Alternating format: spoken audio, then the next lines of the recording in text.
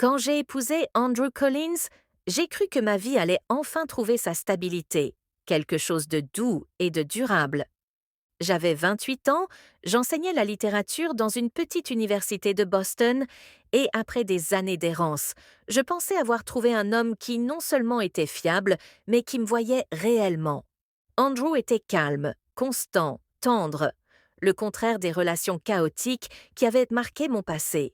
Dès le début, sa force tranquille m'a donné le sentiment d'être protégée. Je me souviens encore de notre nuit de noces, la façon dont il m'a tenue contre lui, murmurant qu'il veillerait toujours sur moi, déposant un baiser si doux qu'il ressemblait à une promesse gravée dans ma peau. Je n'avais jamais connu un amour pareil, à la fois délicat et solide. Après notre mariage, nous avons décidé de vivre quelque temps dans le domaine familial d'Andrew, une grande maison de briques rouges recouverte de lierre, en périphérie de la ville. Sa belle-mère, Claire, y vivait encore. Elle avait la quarantaine avancée, grande et gracieuse, avec des cheveux blonds qui retombaient naturellement sur ses épaules et des yeux qui semblaient tout remarquer. Au début, j'admirais son élégance. Elle se tenait comme une femme qui avait affronté les tempêtes de la vie, mais refusait de se laisser briser. Elle m'accueillit chaleureusement, m'offrit du thé, me montra des albums de famille et me raconta des histoires sur l'enfance d'Andrew. Mais très vite, je ressentis quelque chose sous la surface, une intensité dans son regard, comme si j'étais une énigme qu'elle voulait résoudre. Cela commença subtilement. Ses questions allaient trop loin, sur mon enfance, sur les hommes que j'avais aimés avant Andrew, sur ma vision de l'amour éternel. Souvent, lorsque Andrew n'était pas là, elle trouvait des excuses pour rester avec moi, dans le jardin, à la bibliothèque, ou même dans la cuisine tard le soir. Un soir de pluie, alors qu'Andrew travaillait tard, j'étais assise dans le fauteuil de la bibliothèque, lisant près du feu. La tempête grondait contre les vitres.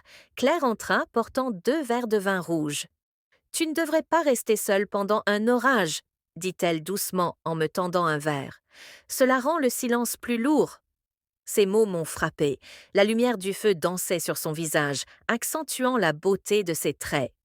Nous avons bu en silence quelques instants, puis elle ajouta: Tu as changé, Andrew, il rit davantage, il est plus léger, tu as ramené la vie en lui, et cette maison, elle revit grâce à toi.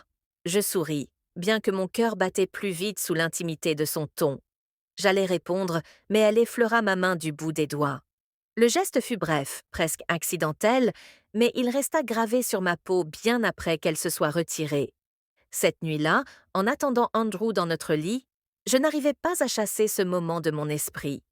Ce n'était pas seulement le contact, mais le regard qu'elle m'avait lancé, rempli d'un désir voilé que je n'arrivais pas à nommer. Les jours passèrent, et Claire devint à la fois plus vulnérable et plus troublante. Elle me confiait sa solitude, comment après la mort de son mari, la maison était devenue un tombeau. Elle disait qu'elle restait parfois assise dans l'obscurité, à écouter des pas qui ne viendraient jamais. Puis elle me regardait et murmurait: C'est différent maintenant, avec toi ici. Un après-midi, je peignais dans la véranda, baignée de lumière dorée. Claire entra sans bruit, se tenant derrière moi. Tu peins avec ton cœur, murmura-t-elle. Ce ne sont pas que des couleurs. C'est de l'intimité, comme si tu laissais le monde voir ton âme. Ces mots me firent frissonner, le pinceau tremblant dans ma main. Elle se rapprocha si près que je sentis sa présence. Tu sais ce qu'est l'intimité? Souffla-t-elle. Ce n'est pas seulement le corps. C'est la confiance, c'est la manière dont quelqu'un t'écoute, dont il te regarde quand tu es la plus fragile. Je me tournai, croisant son regard. L'air devint lourd, chargé de quelque chose d'inavoué. Mais avant que je puisse répondre, la voiture d'Andrew entra dans l'allée. Claire se redressa aussitôt, retrouvant son masque de calme. Elle esquissa un sourire et quitta la pièce, comme si rien ne s'était passé.